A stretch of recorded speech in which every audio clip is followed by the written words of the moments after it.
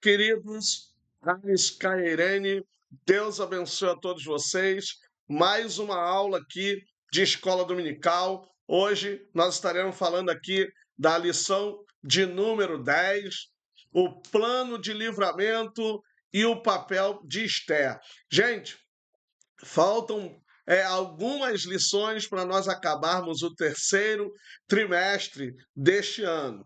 Já está aí já a nova lição, vai falar sobre promessas, mas agora nós estamos falando desses dois maravilhosos livros que são aí, que levam o nome de duas mulheres, né? Esther e Ruth, ou em ordem ali na Bíblia, Ruth e Esther.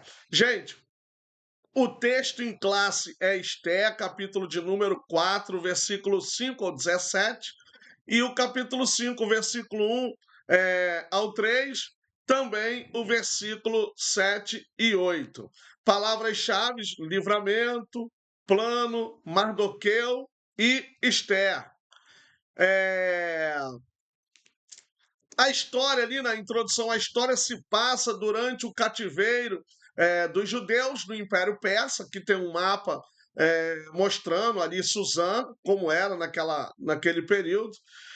Amã era um alto oficial do rei, trama para destruir os judeus, mas a rainha Esther, uma judia, é colocada em uma posição chave para interceder pelo seu povo. Então, observe que, mais uma vez, Deus, o seu nome não é falado ali, mas a sua presença ela é real ali naquela região, naquela cidade. Então, Deus está ali naquele lugar e nós glorificamos o nome do Senhor, porque Deus tem, na verdade, o controle de todas as coisas em suas mãos. O dilema de Esther, essa parte ainda faz parte da introdução. Esther enfrenta o desafio de agir em favor de seu povo, mesmo correndo o risco de vida.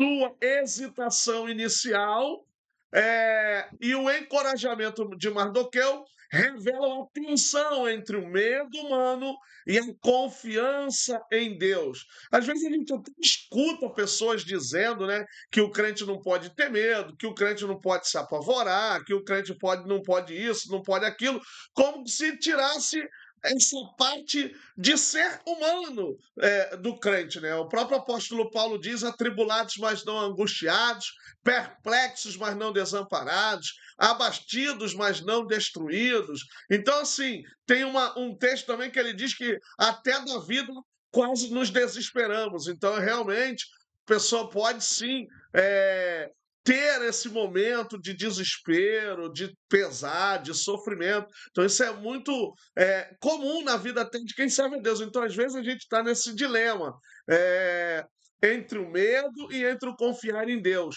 Agora, o confiar em Deus precisa superar o medo. Aí é outra coisa, né, gente? Deus, através da sua graça, e a nossa confiança nele faz-nos superar o medo que a gente acaba tendo. Medo, tem a apreensão, a gente fica apreensivo. Às vezes o futuro também nos deixa apreensivo. Por isso que a Bíblia é bem clara quando ela pede ou ordena, né, porque está no imperativo: lançai sobre ele toda a vossa ansiedade. Se tem uma forma de vencer o futuro, de vencer a ansiedade, é lançar sobre Jesus toda a nossa ansiedade. Então, esta lição, a de número 10, ela explora o papel da coragem, fé e providência divina na salvação do povo judeu, destacando como Deus usa pessoas comuns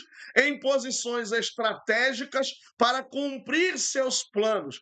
Aqui eu não posso esquecer de um personagem que traz muita emoção, que quem é que nunca chorou lendo os textos ali de Gênesis que vai falar sobre a história de José. Então, realmente, Deus usa pessoas comuns em posições estratégicas. Quem era José?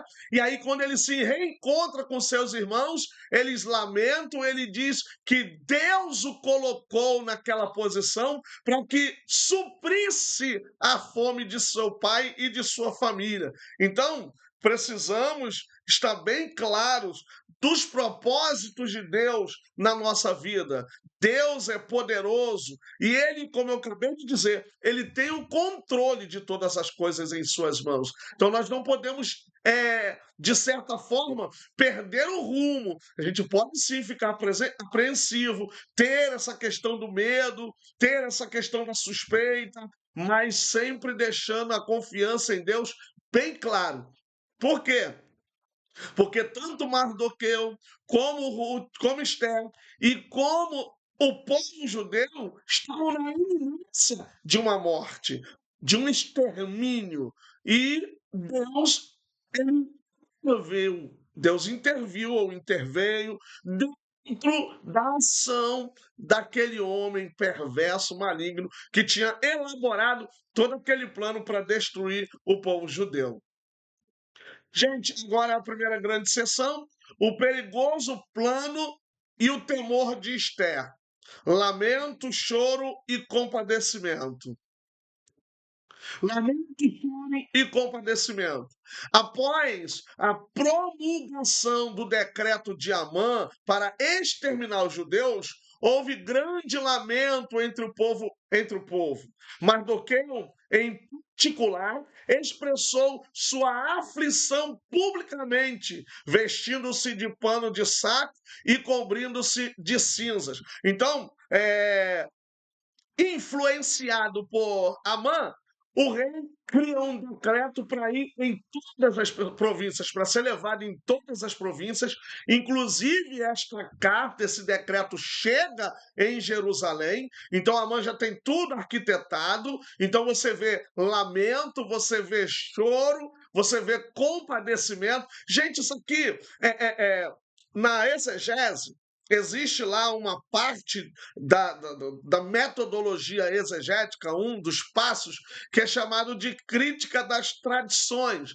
Então, isso aqui evoca muito a tradição do Êxodo, porque nessa perspectiva da tradição do Êxodo, a gente vê que também lá no Egito havia lamento, choro e compadecimento, por causa dos decretos do faraó que exigia bem mais trabalho sem o apoio, o auxílio dos egípcios em proporcionar materiais, ou seja, matéria-prima para a construção de tijolos e outras coisas mais.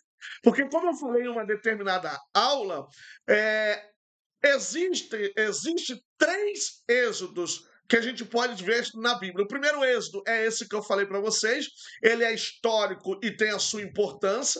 O segundo êxodo, que de certa forma tem uma importância até maior, e ele é maior do que o próprio êxodo lá do começo da Bíblia, que é esse, é o retorno do povo judeu para Jerusalém, para Judá. Não tinha quase ninguém na cidade de Judá, na cidade de Jerusalém, templo destruído, muralhas destruídas, portas queimadas. Então agora o povo vai ter um novo êxodo, que também é histórico, que também tem a sua importância.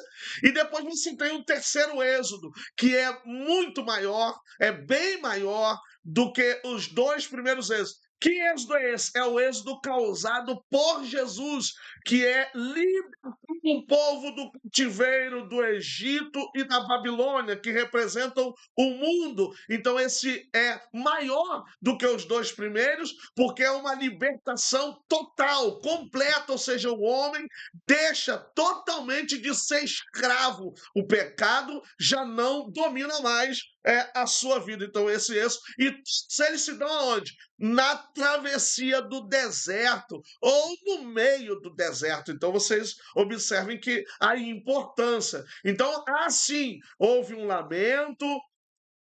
Em particular, Mardoqueu fica muito preocupado, expressa sua aflição publicamente, e aí a gente vê aqui um sinal de humilhação que é comum. Davi faz isso, profetas fizeram isso, outros homens no Antigo Testamento fizeram isso, que era se vestir de pano de saco, ou seja, uma veste humilde, simples, que não era para qualquer ocasião, cobriam-se de cinzas, jogavam cinzas sobre si para falar, demonstrar todo o o seu compadecimento, todo o seu lamento, todo o seu choro, devido a algum acontecimento, ou de calamidade, ou de pecado, quando era um profeta, ou alguma transgressão da lei, ou às vezes a perda de um ente querido. Então, isso aconteceu muito no antigo Israel, e a gente vê mais uma vez na Babilônia, no cativeiro, a gente percebe aí Mardoqueu rememorando, trazendo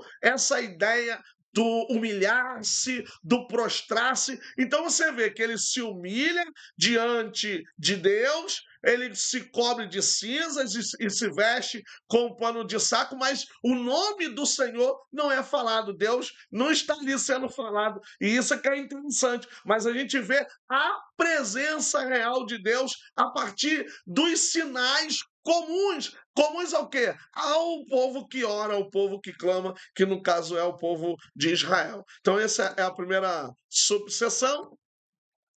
Aí, lamento, continua, né? Lamento, choro e compadecimento.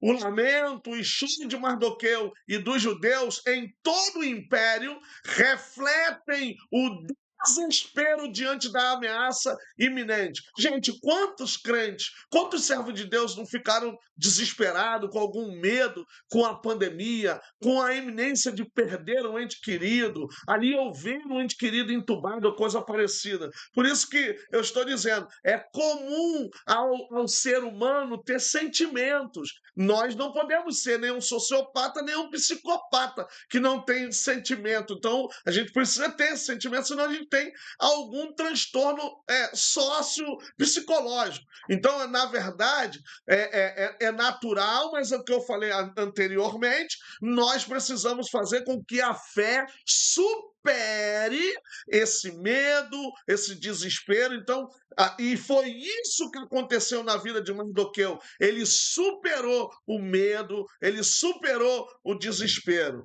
Esther, ao tomar conhecimento desse lamento, sente o peso da responsabilidade e o temor de agir, sabendo que sua vida também está em risco ao se apresentar diante do rei sem ser chamada. Então, por um lado, você tem Mardoqueu ali com choro, com lamento, por causa da iminência. Por outro lado, você vê Esther, que também teme por sua vida, mas ela também supera esse medo, porque todos nós já sabemos o desfecho. Ela vai estar ali diante do rei, o rei estende o seu cetro sobre sua vida. Queridos, essa lição, ela é, na verdade, vou até um trocadilho aqui, uma lição na nossa vida.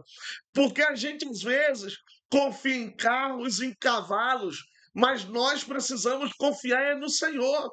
Até o profeta Jeremias diz que maldito é o homem que confia no homem e faz do seu braço a sua força. Então muita gente diz maldito é o homem que confia no outro homem. Não, é maldito o homem que confia em si próprio. É aquele homem que está empregado e diz, não, estou estabilizado, eu estou bem, ali não saio, ninguém me manda embora. Então, ninguém hoje tem uma vida estável, todos nós corremos certos riscos. E aonde tem confiança? Nossa confiança está no Senhor. É Ele que nos sustenta lá, é Ele que permite a gente se manter lá, porque quem nos estabelece é Deus. Porque lá no Antigo Testamento, nos reinos antigos, também claro que Deus levanta impérios e derruba impérios. E hoje também Deus derruba governos e levanta governos. Deus faz como Ele quer. Então a gente tem que confiar inteiramente em Deus. Ah, por que você tem estabilidade aqui nessa empresa? Porque eu estou confiando em Deus. Por que você é isso? Por que você é aquilo? Porque eu estou inteiramente confiando em Deus. Então não é a minha força, não é meu braço. Claro que isso, gente, não vai desmerecer a sua capacidade profissional, ministerial,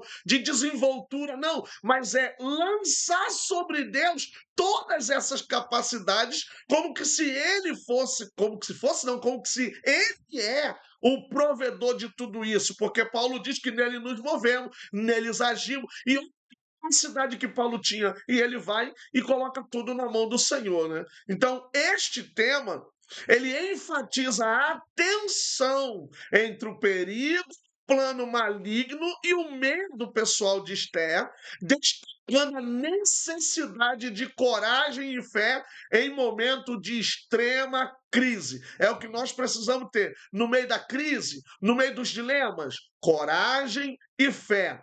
Todos nós passamos por crises, todos nós passamos por dilemas. E aí, irmãos, vem a coragem e vem a fé para estabelecer aí um fundamento de nossas vidas. Obstáculo real. A lei persa. Esther enfrenta um desafio significativo ao considerar interceder pelo seu povo. A lei persa proibia qualquer pessoa de se aproximar do rei sem ser convocada, sob pena de morte. Então, olha o que Esther estava enfrentando. Então, realmente, ela precisava de fé e de coragem. Porque não basta só ter fé, tem que ter coragem. Jesus disse: olha, se alguém tiver fé, vai poder dizer a este monte: saia daí e vai para colar. Então, assim, tem que ter coragem, entende? Alguém até outro dia disse que a fé é como se desse um tiro no escuro. Não é verdade, gente. Aí, esses dias, eu vi uma frase que alguém disse assim, o ateu, né? O ateu disse que a fé para o cristão é o medo de andar nas trevas. E aí alguém rebate dizendo, então, a fé cristã para o ateu é o medo dele vir para a luz. Então, a fé, ela não é trevas, a fé é luz. A gente enxerga em qualquer lugar, não existe escuridão para quem tem fé. Então a gente acredita que Deus é poderoso para fazer. Então a gente não vê o nome de Deus, eu repito, não tem, mas a gente vê um povo de fé, homem e mulher de coragem que enfrentaram isso aí e Deus deu a vitória para esses servos do Senhor, né? Então aí Esther enfrenta o dilema de arriscar sua vida ao entrar na presença do rei sem ser chamada para interceder pelo seu povo.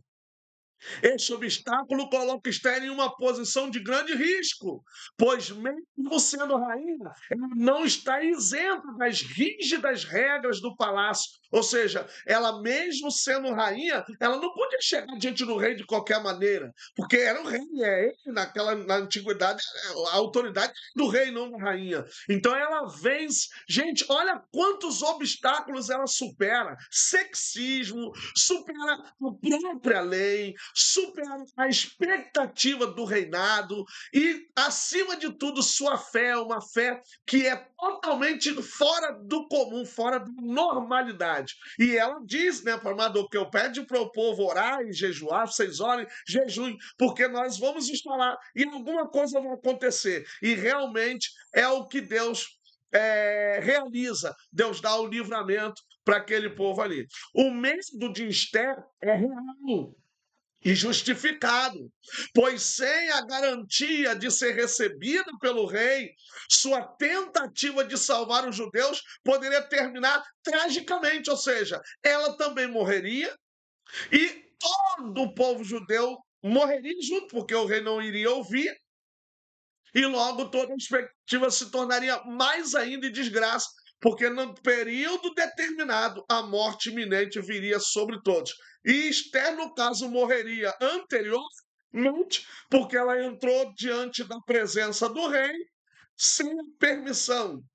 Então Deus deu graça para Esther.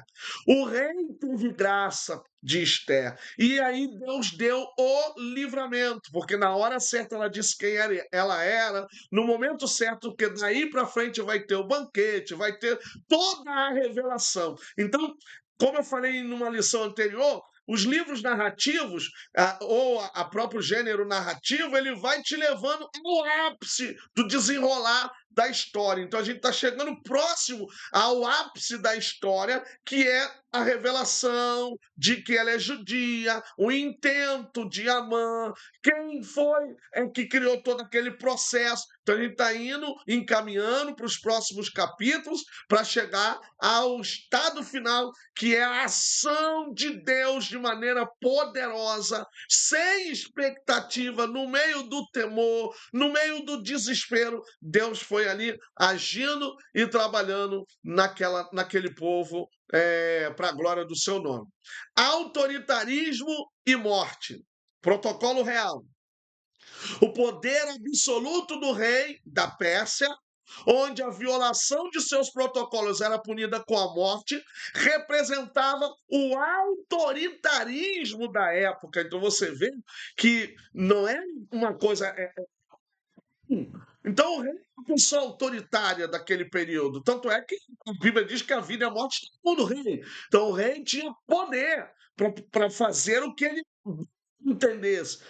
Esse era o problema também de Israel, quando Deus ele diz para Samuel que o povo iria perecer, que o povo iria sofrer, porque eles não queriam o Senhor como rei, mas queriam sim uma pessoa como rei. E aí viriam os impostos, quer dizer, já tinha as ofertas do templo, já tinha toda aquela situação, e agora eles teriam que pagar impostos, cuidar ou ser os mantenedores do exército, da corte real, de todo aquele processo. E mesmo assim o rei ainda tinha poder de tomar os filhos, já tinha poder de tomar terra. Então, olha a situação. E isso dentro daquele contexto do Oriente Médio próximo antigo. Então, na verdade, o que a gente precisa entender que o rei tinha o poder em suas mãos, ele era a pessoa autoritária daquela época e ninguém poderia, de maneira alguma, quebrar o protocolo, porque o rei tinha poder absoluto. Gente, é muita graça de Deus o que aconteceu com Esther. Deus realmente estava ali com Esther, com Mardoqueu e com o povo judeu. Autoritarismo e morte. Continuação. O autoritarismo do rei é evidente, pois suas decisões são irrevogáveis e não levam em conta a justiça ou o bem-estar dos súditos, porque depois de um período ele é assassinado. A gente percebe que foi tramado o seu assassinato, não conseguiram, mas depois ele foi assassinado, e por questões desse autoritarismo mesmo, por questões de ser influenciado. Então, esse autoritarismo influenciável, porque ele foi influenciado por Amã, pelos seus conselheiros, esse autoritarismo influenciável também causou a sua queda e a sua morte. A gente vê isso nos poderes também da atualidade. Nós precisamos ter verdadeiros conselheiros. Grandes ministérios, grandes altares precisam ter excelentes conselheiros, bons administradores ali, pessoas que estejam em torno de quem está liderando para não cometer autoritarismo. Isso cria um ambiente de medo, onde uma única pessoa manipula por interesses malignos, manipulada, né, por interesses malignos, pode determinar o destino de milhares de vidas. Isso nós vimos em histórias agora mais recentes e estamos vendo também agora na lição, mas século passado nós vimos isso. Temos visto isso no presente século em algumas nações, em que o autoritarismo, o totalitarismo tem tomado conta de alguns países, em que religiões estão sendo banidas, pessoas estão sendo punidas, outras estão sendo caladas, e a gente percebe que isso não é bom e a qualquer momento Deus irá derrubar, não vai permanecer. O destino dessas vidas, lamentavelmente, a gente vai vendo uma perda de expectativa de vida em países que o autoritarismo tem tomado posse. Então, isso é muito triste e aconteceu muito e em muitos reinos no Antigo Oriente Próximo. Segunda grande sessão, Mardoqueu convence Esther. Mardoqueu convence Esther, confiando na providência divina. Confiando na providência divina. Esther apresentou a Mardoqueu sua impossibilidade de dirigir-se ao rei. Nos últimos 30 dias, ela não havia sido chamada por Assuero. Mardoqueu não se contentou com a resposta de Esther. Pediu que dissessem a ela que não confiassem em sua posição por estar no palácio, pois a ordem real era o extermínio de todos os judeus, sem exceção. Então, uma hora, Amã também ia ter a sua carta na manga e iria também dizer, descobrir alguma coisa. O interessante aqui, gente, é quando Mardoqueu diz para ela, daqui a pouco eu vou falar porque está aqui na frase, então não vou quebrar essa expectativa, não. E mais o interessante é que ela não podia se garantir que ia dar tudo bem para ela, que ela ia ficar tranquila com todo mundo morrendo e ela ia continuar viva por ela ser rainha. Não, Mardoqueu manda um recado: você não vai permanecer se você não ajudar.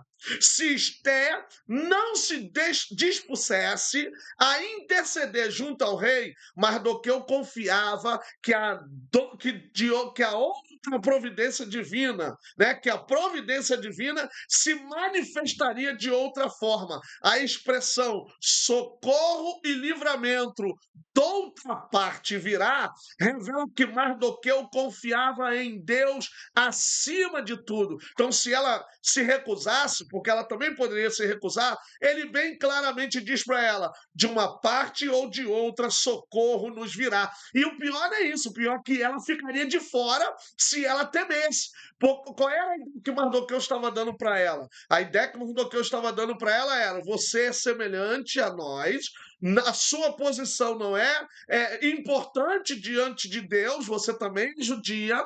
Se você se recusar a oferecer ou correr o risco de morrer, quando vier o socorro de outra parte, ele não chegará até você. E ela, gente, com toda fé e coragem, vai lá e enfrenta toda aquela situação de leis imperiais e consegue graça diante de Deus. Mas o que está envolvido por detrás de tudo isso? Oração, jejum, buscar a Deus, porque ele pede oração.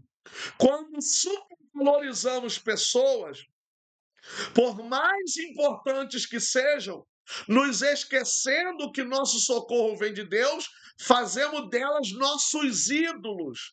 Deus abomina todo tipo de idolatria. É confiar na sua força, é confiar no seu braço, é confiar no seu emprego, é confiar no seu patrão, é confiar no governo, é confiar em seja lá quem for, acima da expectativa, acima até da esperança em Deus. Deus não divide a sua glória com ninguém. Se você supervalorizar a sua estabilidade, se você supervalorizar sua capacidade profissional, você corre um risco de perder essa posição que você tem. Então, sem desmerecer todo o seu estudo, sem desmerecer toda a sua capacidade, mas coloque tudo isso diante de Deus. Eu lembro do rei Josias, ele confessa a Deus as suas incapacidades. Então, o camarada é rei, mas ele diz para o Senhor que ele não tem como fazer nada diante daquela multidão que viria até ele. Então, mesmo que eu tenha todas essas qualidades, todas essas qualificações, Deus, eu não sou nada sem a tua graça e sem a tua misericórdia. Então, Deus precisa estar acima de tudo. Mardoqueu confiou em Deus acima de tudo, não supervalorizou nada, pelo contrário, não se garantiu, não, eu livrei o rei está vivo hoje porque eu consegui fazer de uma conspiração. Não, ele não esperou, ele esperou única e exclusivamente em Deus. Que nós venhamos também fazer ter essa mesma posição, essa mesma capacidade de confiar inteiramente em Deus, mesmo tendo um currículo, gente, exemplar, mesmo tendo um grande tempo de experiência, mas Deus é o nosso rochedo, Ele é a nossa esperança. Então, gente, é isso que a gente precisa entender. Deus é a nossa esperança. Primeiro Deus, depois o homem.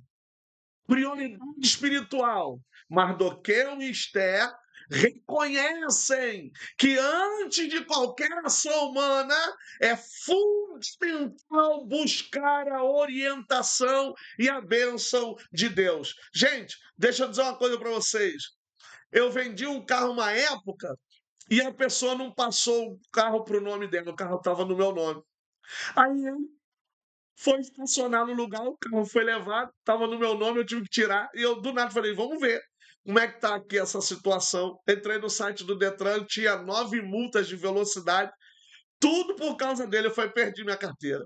Fui no departamento, porque foi numa rodovia, aí bem entrado, porque a lei diz que uma pessoa que não recebe uma notificação, a multa tem que ser desqualificada, tem que ser anulada. E aí fui, levei e fiz lá o preenchimento, e a senhora, quando eu entreguei, ela disse: moço, ninguém vence o Estado. E aí eu não respondi a ela, mas na minha mente eu disse: mas o meu Deus vence. E eu estava fazendo um período de oração naquela época, e eu fui para o lugar de oração, e orei ao Senhor, falei: Senhor, foi o Senhor que me ajudou, foi o Senhor que me deu essa habilitação, porque eu tenho aqui um problema no meu braço devido a uma queda, acidente de trabalho. Irmãos, só um tempo fui olhar no site do Detran, não havia mais nenhuma multa, tinha zerado todos os meus pontos, tinha zerado tudo. Mas eu chorei tanto, porque primeiro Deus, depois o homem. Como eu falei agora há pouco, uns confiam em carros e em cavalos, outros em cavalos, mas nós faremos menção do nome poderoso do Senhor. Gente, Deus é muito poderoso, a gente não tem noção. Enquanto a gente fica olhando para as circunstâncias, enquanto a gente fica olhando para as lutas, a gente não consegue perceber o tamanho do poder. Deus está preparando um caminho imenso, Deus está preparando algo muito grande para a gente, mesmo em essa situação. Então vamos fundamentar a nossa busca, a nossa orientação a partir da bênção de Deus. Então, primeiro Deus, e depois todas as nossas forças e nossa capacidade. Primeiro Deus, depois o homem, continuação. Mas o que destaca que, antes de considerar as consequências humanas, como o risco de perder a vida ao se aproximar do rei sem ser chamada, Esther deve colocar a vontade de Deus em primeiro lugar. Ou seja, nós, mesmo que a gente tenha medo da iminência da morte, porque a morte é fria, a morte é pavorosa, mas a gente tem que dizer: Senhor, é a tua vontade. Se é a sua vontade, eu estou disposto a aceitar a sua vontade. Jesus, em meio a essa calamidade, Jesus, em meio a esse sofrimento, ao desespero da morte, a ânsia da morte agoniante, ali no jardim orando, ele diz: Senhor, passa de mim esse cálice, mas se não for possível, seja feita a sua vontade. Nós não podemos ficar só achando que temos que viver porque queremos viver, mas é essa a vontade de Deus, é esse o primeiro desejo de Deus. Então, se for esse, ele vai nos dar o livramento, ele vai nos dar o escape. Esse princípio reforça a ideia de que a obediência e a fé em Deus devem guiar as decisões, mesmo quando elas contrariam as expectativas ou leis humanas. Gente, quem é que não quer só ter bem-estar? Quem é que não quer só estar bem? Quem é que não quer só ter sucesso?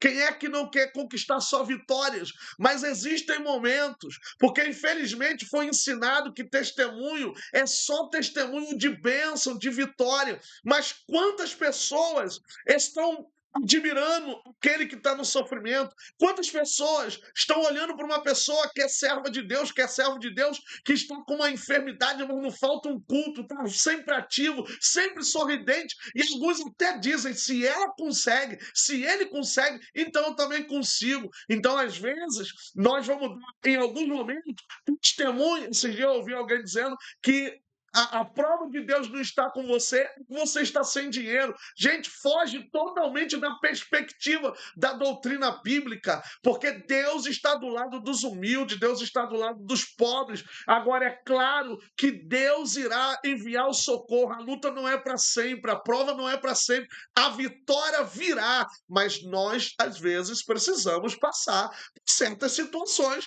para continuar nossa trajetória diante de Deus, e Deus está preparando um caminho grandioso e glorioso para nós. Confiar em Deus não é tentá-lo. Fé, a fé sábia.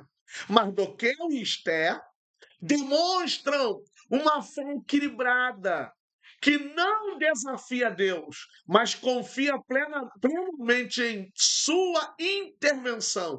Confiar em Deus, então, gente, não é tentá-lo. É claro que não é tentá-lo. Não vou passar esse cartão aqui, vou usar todo o limite e Deus proverá. Não é assim.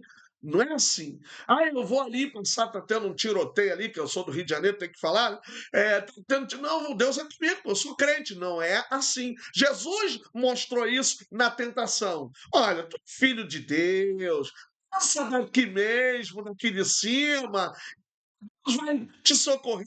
Livramento. Olha, Satanás, está escrito: não tentarás o Senhor teu Deus. A fé, ela é sábia, a fé é equilibrada. Por isso que a palavra fanático, fanatismo, ela é muito endereçada para o contexto religioso e até político, é claro, em situações. Mas ela também é muito usada no contexto religioso. Ou seja, uma fé desequilibrada, ela leva ao fanatismo. E o fanatismo faz com que as pessoas não consigam fazer as coisas com consciência. A nossa fé é uma fé que tem consciência. A nossa fé é uma fé pensante, ela é uma fé inteligente, ela é uma fé sábia. Então ela não vai tentar a Deus. Confiar em Deus significa acreditar na sua providência e sabedoria, agindo com fé e responsabilidade diante das circunstâncias. Então, a fé é responsável, gente.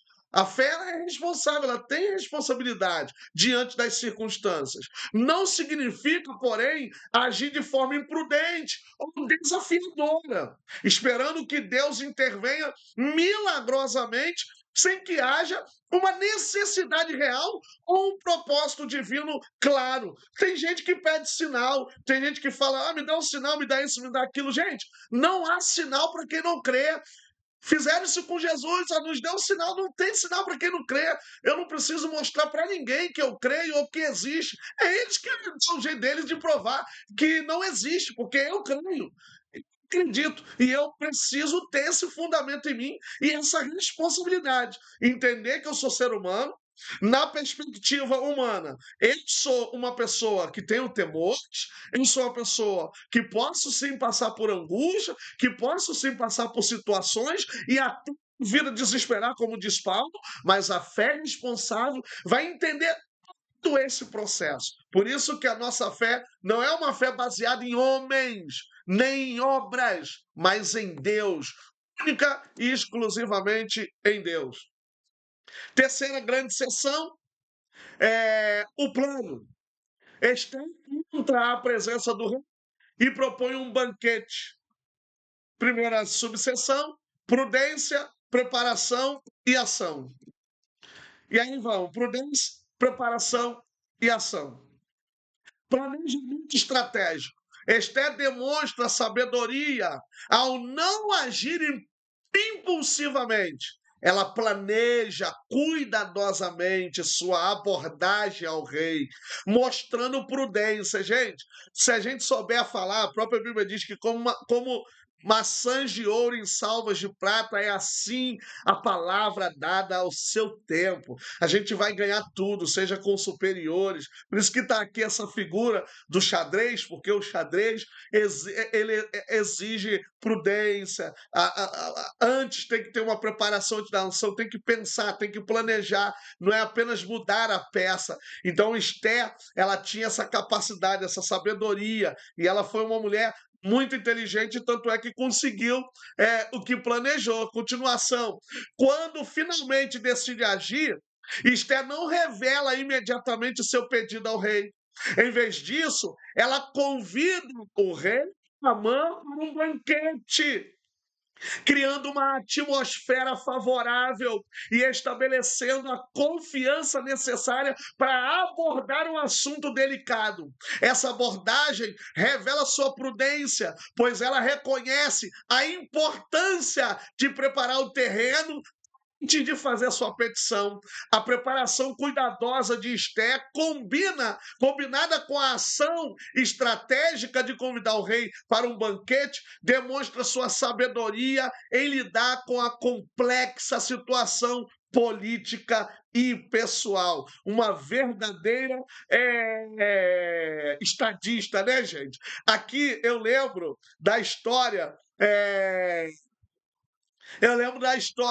de Natã, quando Davi comete o pecado de Batseba. Podia ele, como profeta, chegar e já sair batendo com os dois pés na porta e destruindo tudo. Não, ele vai e conta uma parábola. Olha, tinha um rico, um homem tinha grandes posses e foi lá e tomou de um pobre o seu único animalzinho que lhe dava leite, queijo, acontecer com esse homem? Não, ele tem que morrer. Eu falei, não, é tu esse homem. E aí Davi, pequei contra o Senhor. Então a gente tem que ter prudência. Às vezes eu fico vendo pessoas, né, nesses cultos de mistério, cultos de revelações. Não, se seja pastor, seja quem for, eu vou falar.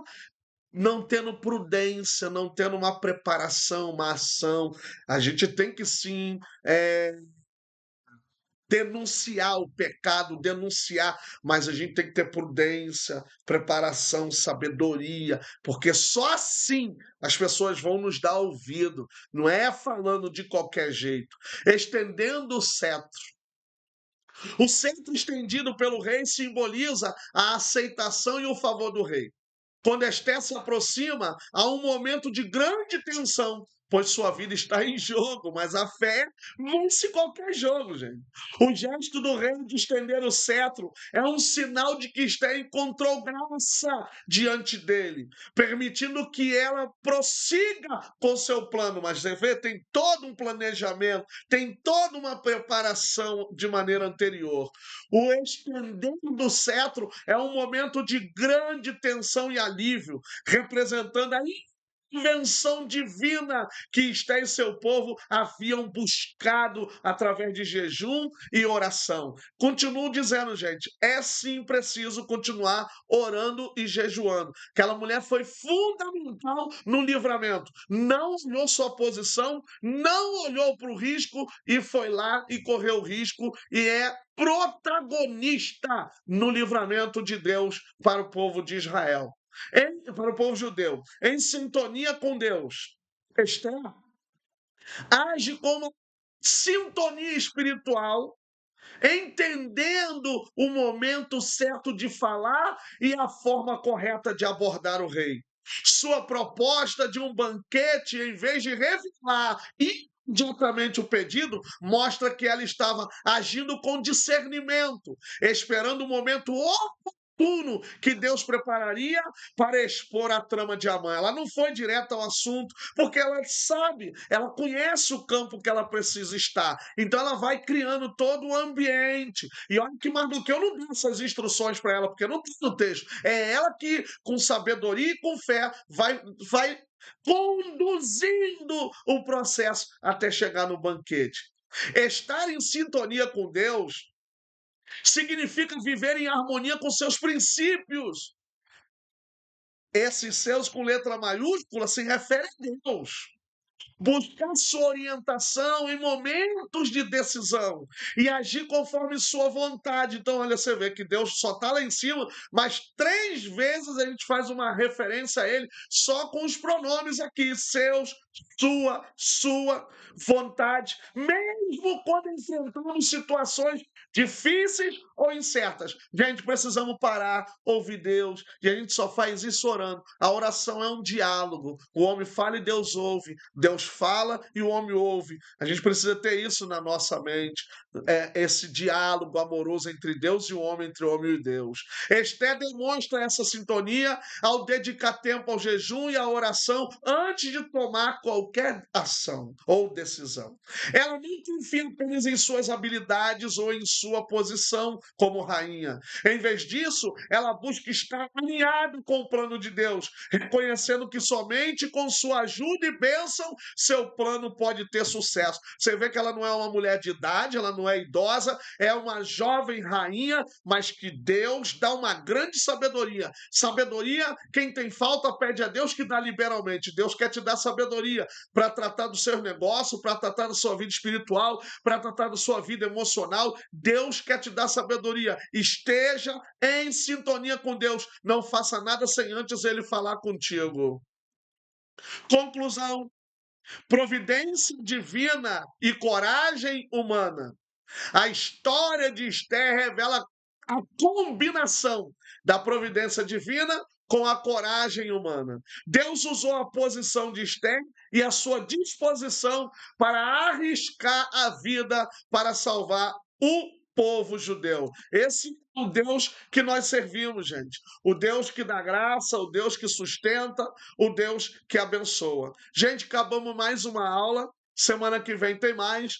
Deus abençoe. Haris Kairene. Siga, compartilhe, se inscreva, passe para as outras pessoas e vamos para a próxima lição. Um abraço. Deus abençoe.